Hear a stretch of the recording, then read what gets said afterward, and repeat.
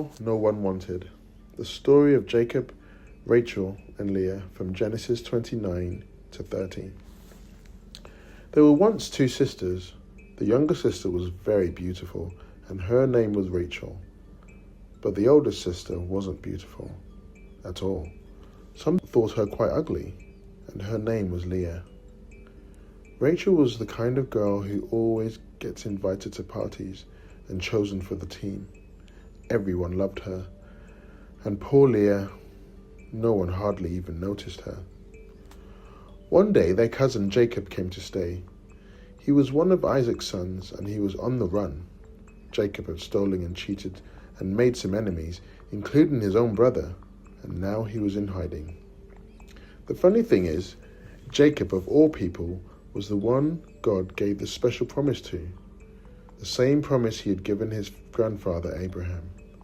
I will rescue the world through your family.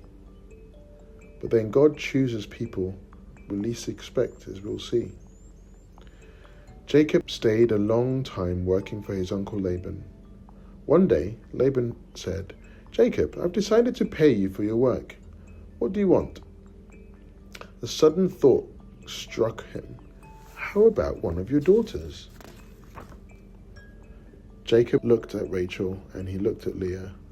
Who would he choose? Of course he chose Rachel.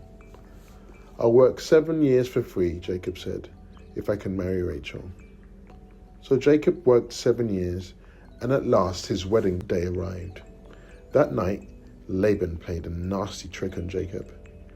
Instead of sending Rachel to marry Jacob, he sent Leah. Now in those days they didn't have electricity, so it was dark in their tent. And besides, women wore veils, and you couldn't see their faces properly. So Jacob suspected nothing. The next morning, Jacob woke up and screamed. His new wife was lying beside him, but it wasn't Rachel, it was Leah. Jacob jumped out of bed. "Laban!" he cried. "You scoundrel!" But Laban said, "Work for me another 7 years, and you can marry Rachel." So Jacob worked for Laban another 7 years, and at last, Rachel became his wife. Now Jacob had 2 wives, but of his 2 wives, Jacob loved Rachel the best. "No one loves me," Leah said. "I'm too ugly." But God didn't think she was ugly, and when he saw that Leah was not loved and that nobody wanted her, God chose her to love her specially, to give her a very important job. One day, God was going to rescue the whole world through Leah's family. And when Leah knew that God loved her, in her heart, suddenly it didn't matter anymore whether her husband loved her the best or if she was the prettiest. Someone had chosen her.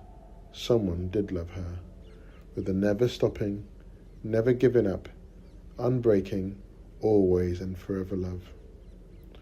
So when Leah had a baby boy, she called him Judah, which means, "This time I will praise the Lord." And that's just what she did. And you'll never guess what God gave Leah. You see, when God looked at Leah, he saw a princess. And sure enough, that's exactly what she became. One of Leah's children's children would be a prince, the Prince of Heaven, God's son. This prince would love God's people. They wouldn't need to be beautiful for him to love them. He would love them with all of his heart, and they would be beautiful because he loved them, like Leah.